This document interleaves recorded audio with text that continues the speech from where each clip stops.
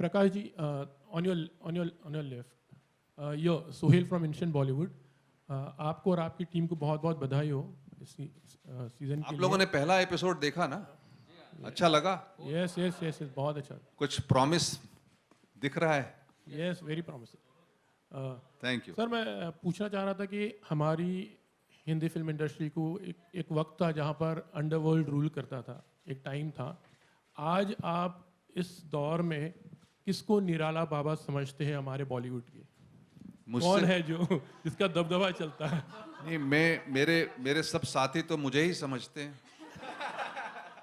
मुझसे बड़ा निराला तो कोई है ही नहीं। एक ओवरऑल इंडस्ट्री की बात करें तो यू फील के मैं भी इंडस्ट्री में ही हूँ। I know, I understand. मैं किसी और का नाम क्यों लूँ यार, मैं ही हूँ। हेलो। अच्छा, और मेरा सवाल अध्ययन से है कि आपने कहा था कि कुछ काम नहीं था जी। एंड आपने प्रकाश जी को अप्रोच किया था जी। तो कभी ऐसे वक्त में किसी बाबा या फिर कोई तावीज या टोटका वोटका ऐसी चीज़ों में आप कहीं चले गए थे कभी? आई थिंक आप किसी भी फील्ड से हो, I think human beings in itself are very insecure. और मैं झूठ नहीं बोलूँगा, अगर आज मैं कोई रिंग्स भी पहन रहा हूँ तो I eventually realize in the power of energies and nothing else. And of course मैं इनसिक्योर था, और मैं भी पंडित जी और बाबा जी और मेरी कुंडली देख लीजिए, मेरा क्या होगा, कुछ नहीं हो रहा। बट इवेंचुअली आई रियलाइज कि जो आपकी किस्मत में लिखा है वो आपसे कोई छीन नहीं सकता। आपकी मेहनत ही सब कुछ है, जो मेरे फादर ने मुझे हमेशा सिखाया। तो ये सेट कि ठीक है, ये सारी चीज़ें आप जाते हैं, कंसल्ट करते हैं एक दो बार, but eventually it's something that you just never give up. और मेरे साथ भी आई थिंक यही हुआ कि जब भी मैं बाबाओं के पास गया और मैंने पूछा, सब कहते थे अरे इस डेट पे ये होने वाला होता, कुछ नहीं था लाइफ में। तो जब मैंने पूछना छोड़ दिया लाइफ में और ज़्यादा मेहनत करनी शुरू की, उसके बाद चीज़ें बदलनी शुरू हुई। मैंने तो तुम्हें कहा था, तुम हुआ भी। हाँ, बिल्कुल। हेलो। So, गुड आफ्टरनून या प्रकाश जी। मुझे आपसे पूछना है कि हमने मतलब बाबा तो काफ़ी देखे हैं, लेकिन रियल बाबा और फ्रॉड बाबा हम कैसे डिफाइन कैसे समझे उनको? ईमानदारी से अपने दिल पे हाथ रख के बोलिए कि आप पहचान सकेंगे कि नहीं। आपकी अपनी समझदारी में कि रियल कौन बाबा है और फेक कौन बाबा है, आप पहचान पाएंगे कि नहीं। क्योंकि कोई परिमाण नहीं होता, कोई परिभाषा भी नहीं होती, लेकिन हम जानते हैं। एक छोटा बच्चा होता है ना दोस्त, आप उसको कैसे छूते हैं उसको एक क्षण में पता चल जाता है कि इसमें प्यार है कि तिरस्कार है कि वेदना है कि धक्का है। एक क्षण में बच्चे को पता चल जाता है कि आपने किस तरह से छुआ है उसको। हम सब जानते हैं। ये सब हमारे अंदर की कमजोरी है, अपनी कमजोरी है कि हम उसमें अपना विश्वास टिका देते हैं। एक गलत पॉलिटिशियन में, गलत बाबा में, गलत गुरु में, ये हमारी अपनी कमजोरी है। हम मेहनत करना नहीं चाहते। जब हम मेहनत करना शुरू करेंगे और जब हम अच्छे से सोचना शुरू करेंगे और जब हम सही पहचान करने की कोशिश करेंगे, दुनिया बदल जाएगी। राजीव जी, आपसे एक सवाल है मेरा। आपने एक्टिंग करके बड़ा इम्प्रेस किया हमें। जब आपने तावीज़ उतारी तो हमको लगा कि आपका रोल कितना लंबा रहेगा, आगे कितना चलने वाला है। रोल कितना लंबा चलने वाला हाँ है? जी, हाँ जी। तो वो तो आपको देखकर ही पता चलेगा। दर्शन जी, मेरा सवाल आपसे है। जी प्रकाश जी, आप एक्टिंग कभी करेंगे अभी? ये सवाल दर्शन जी से है? आपसे प्रकाश जी से। राजीव ने पूरा जवाब नहीं दिया मेरे को। आपसे मेरा जो सवाल है कि आपकी एक्टिंग भी देखना चाहेंगे हम लोग। मेरा प्रोफाइल इन्होंने लिया है अभी। आपके दो शब्द नहीं, करेक्ट, वेरी सून।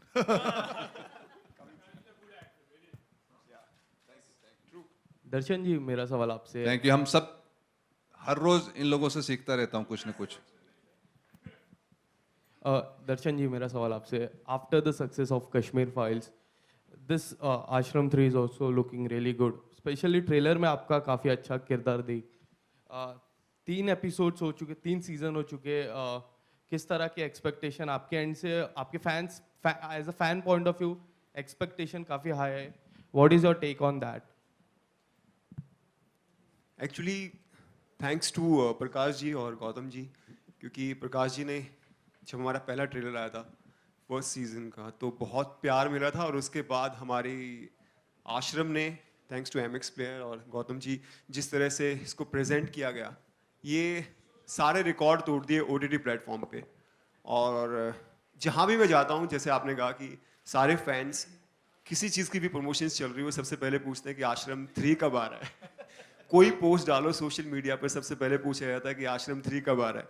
सो इस तरह का प्यार मिला है, तो इस सीजन में रिस्पॉन्सिबिलिटी थी शोल्डर्स पर कि और मेहनत करनी है, क्योंकि इतना प्यार मिला है लोगों से, उनकी एक्सपेक्टेशंस पे खरा उतरना है। सो हमने कोशिश की है, जैसे कि अभी आपने फर्स्ट एपिसोड देखा और आपको पसंद आया, और जिस तरह का ट्रेलर, हमारे ट्रेलर को प्यार मिल रहा है, कुछ ही दिनों में मिलियंस, कितने मिलियंस को क्रॉस कर चुका है और हर इंसान वेट कर रहा है 3 जून का।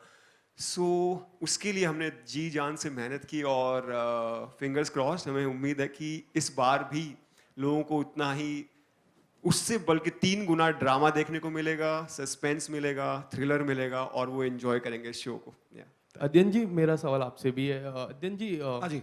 हाँ, जिस तरह आप स्टार्टिंग में आपने बोला कि मैंने प्रकाश जी के साथ जाके बात की और मैंने रोल के बारे में कहा जी। Do you think the word nepotism always works for many one but it has not work in your favour? Thank you for saying that. It's been 10 years, it's not worked for me. तो नहीं यार, I think अगर आज आप देखें तो आलिया भट्ट जब करती है गंगूबाई तो उसको उतना ही प्यार मिलता है जितना कार्तिक आर्यन को मिलता है भूल भुलैया के लिए। तो आई थिंक ये बहुत ही एक फ्यूटाइल कॉन्वर्सेशन था जब नेपोटिज्म के बारे में बातें करना लोगों ने शुरू की थी। एंड आई फील कि at the end of the day वो क्या एक्स फैक्टर है जो ऑडियंस एक्सेप्ट करती है एक एक्टर के बारे में, और ऑडियंस एक्सेप्टेंस से बढ़कर कोई चीज़ नहीं है, चाहे कितना भी पैसा लगा लें, कितने भी पोस्टर खरीद लें, फ्रंट पेजेस खरीद लें, उससे कुछ नहीं होता। इवेंचुअली इट्स दी ऑडियंस, और ये नेपोटिज्म से कुछ नहीं होता यार। मतलब मैं कितनी भी फिल्में बना लूँ लाइफ में, अगर मेरे अंदर वो टैलेंट नहीं है तो ऑडियंस मुझे कभी एक्सेप्ट नहीं करेगी। तो जब मैं आश्रम में आया और 10 साल की मेरी भी एक मेहनत रही है लाइफ में, स्ट्रगल रही है लाइफ में, जो शायद अभी बात नहीं करूँगा मैं इसके बारे में, but at the end of the day मैंने काम किया, और एकदम जिस चीज़ से मैंने, बिकॉज मैं इतना हार चुका था लाइफ में, मैंने एक्सपेक्ट करना छोड़ दिया था। और जैसे ही मैंने एक्सपेक्ट करना छोड़ा और जब आश्रम आई तो अगले दिन से क्या हुआ इंडस्ट्री में और क्या हुआ, I can't tell you honestly, it was just unbelievable. So ये नेपोटिज्म से बॉस कुछ नहीं होता यार। Prakash ji, my question is for you.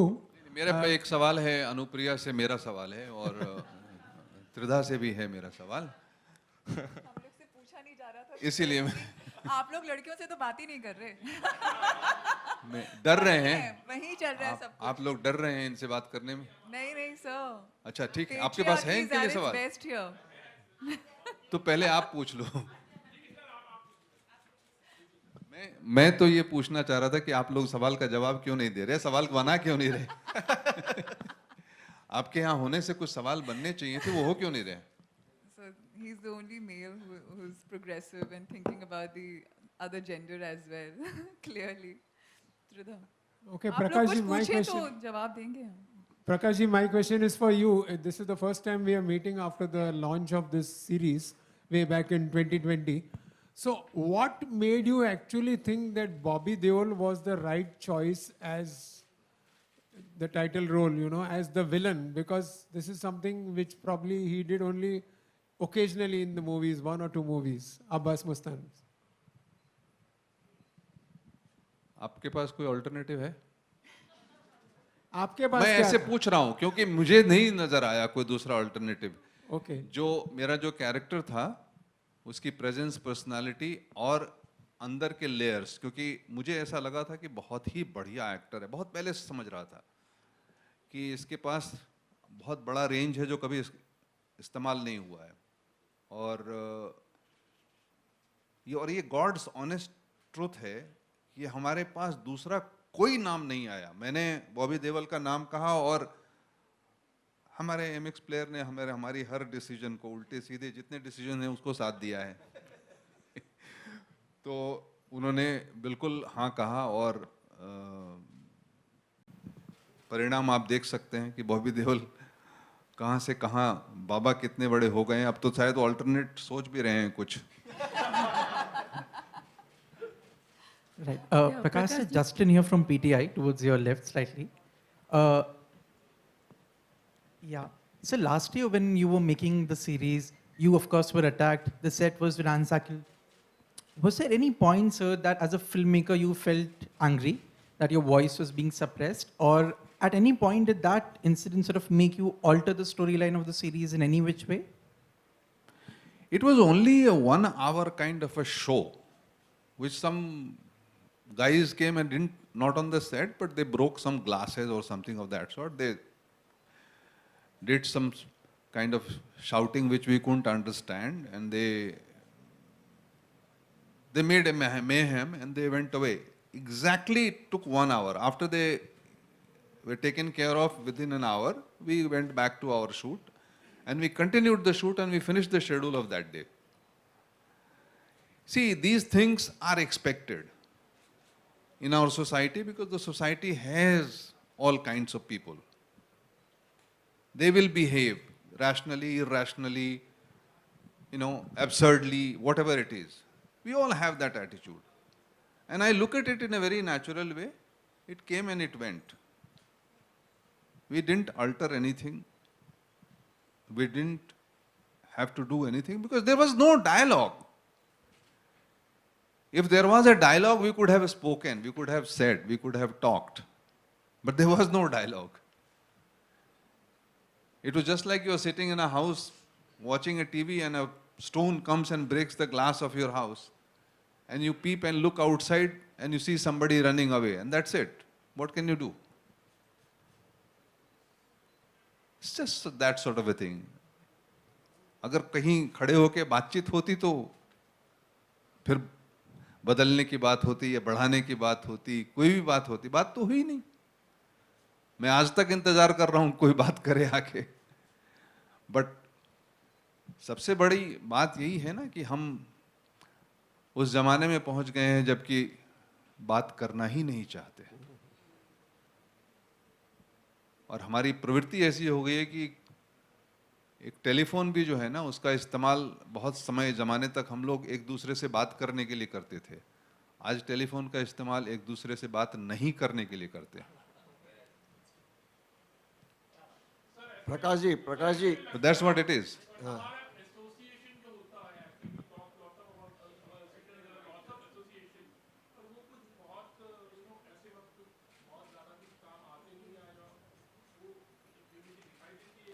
मुझे जरूरत पड़ी नहीं, मैंने किसी एसोसिएशन की तरफ हाथ बढ़ाया नहीं, ना ही पुकारा. कुछ लोगों ने जिनने हमारे समर्थन में बात कहनी थी, जो दुख व्यक्त करना था, उन्होंने कहा. मैंने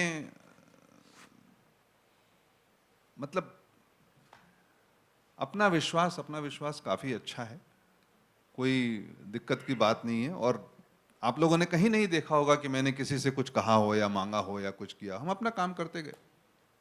प्रकाश जी, यहाँ पे प्रकाश जी, हेमंत सांगानी. हाँ जी हेमंत जी.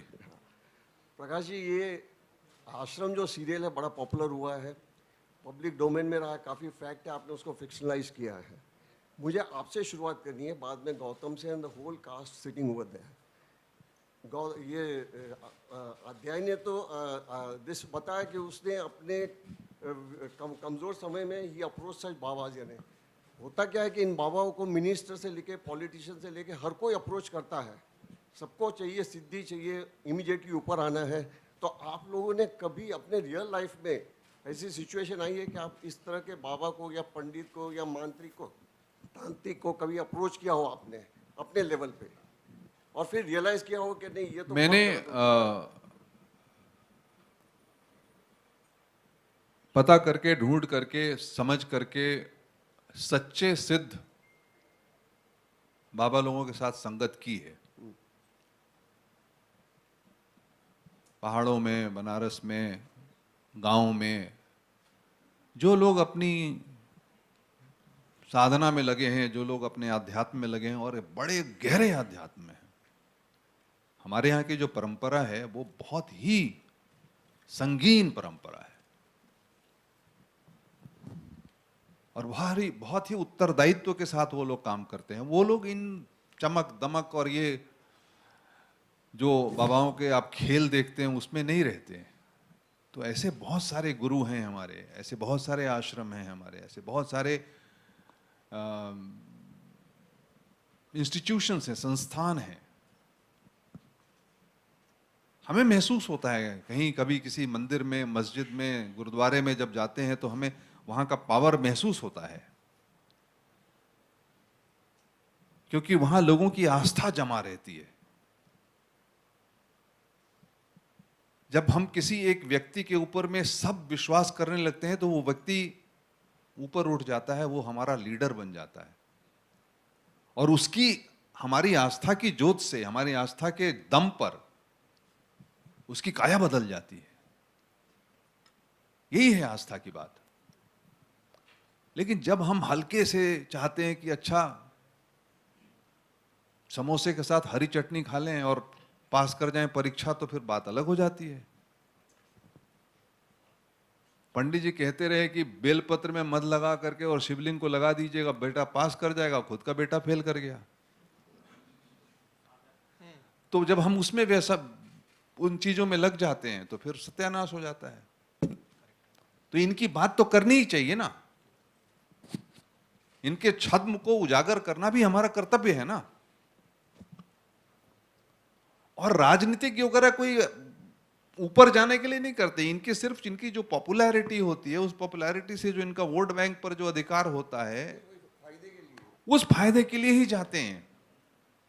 और उनका कोई मतलब नहीं है अध्यात्म से या धर्म से। तो हमें तो कहानी ढूंढते हैं, कहानी ढूंढे और कहानी ढूंढे तो बहुत सारे पात्र मिले और बहुत सारे सब प्लॉट्स मिले, और वह मिला करके और मनोरंजन भी होता है और बातें भी खुल के सामने आती है।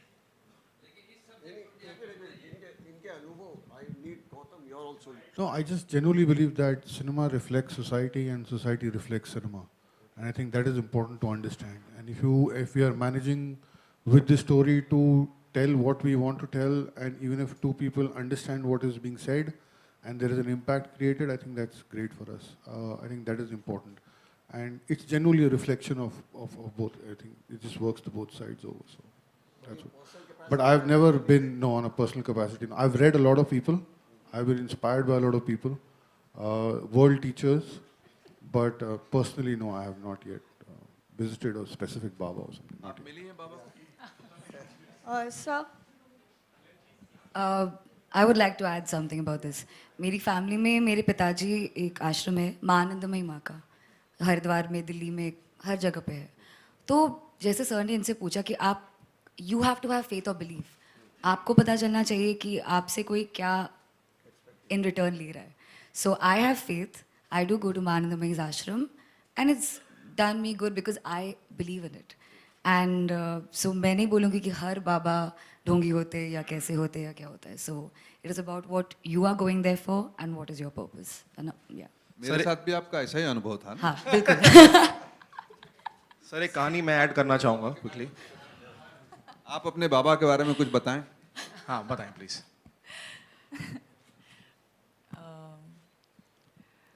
वेल मेरी फैमिली काफ़ी रही है, हम हरदम मेरे पेरेंट्स ने किसी ना किसी को फॉलो किया है। तो I grew up kind of not very you know believing in the concept, because मैंने उसके रेपरकर्शन ज़्यादा देखे वाइल ग्रोइंग अप। एंड सबसे ज़रूरी चीज़ जो मैंने समझी है is not just the leader, the spiritual leader that you are following, it's also what kind of spirituality and the path that you are on to yourself. वो disciple पे भी उतना ही यू नो डिपेंड करता है। जैसे जो हमारे बाबा जी थे वो हरदम मेरे पापा को बोला करते थे, टू बी वेरी ऑनेस्ट, कि अपना अगर तुमने गृहस्थ जीवन लिया है तो उसकी जो भी तुम्हारी रिस्पॉन्सिबिलिटीज़ हैं उसको पूरा करना सबसे ज़्यादा ज़रूरी है, rather than leaving it mid way and getting into spirituality. That's not your कर्तव्य, आप उसलिए नहीं लिए हैं, आप आए हैं यहाँ। And some people have seen, जब वो स्पिरिचुअल लीडर्स के पीछे जाते हैं तो सब कुछ त्यागने में लग जाते हैं, जो भी उनकी रिस्पॉन्सिबिलिटीज़ उन्होंने ली होती हैं उनको छोड़ने में लग जाते हैं, which is not the right way. And somewhere along the path या तो आप, as I said before, magic expect करते हैं अपने लीडर के थ्रू कि कुछ ये हो जाए, कुछ अच्छा हो जाए, कोई पास हो जाए, बिजनेस चल जाए, सम सॉर्ट ऑफ थिंग्स जो अभी स्ट्रगल्स हैं, आप सोचते हैं कि वो ख़त्म हो जाएंगी, जो नहीं होता। वो खाली श्रम, वो खाली हार्डवर्क से ही होता है। आप लीडर ढूंढते हैं for peacefulness, for your spiritual journey. And मेरे ख्याल से as Tridha also said, just adding to that, आप किस चीज़ के लिए उस पाथ पे निकले हैं, वो सबसे ज़्यादा इम्पॉर्टेंट है, while maintaining your own individuality and sensibility, and not giving somebody else the power to completely rule over you, rather to guide you. And that can only happen अगर आपकी खुद की individuality भी आपके साथ है. So yeah, I don't know whether I've really elaborated on the point, but well.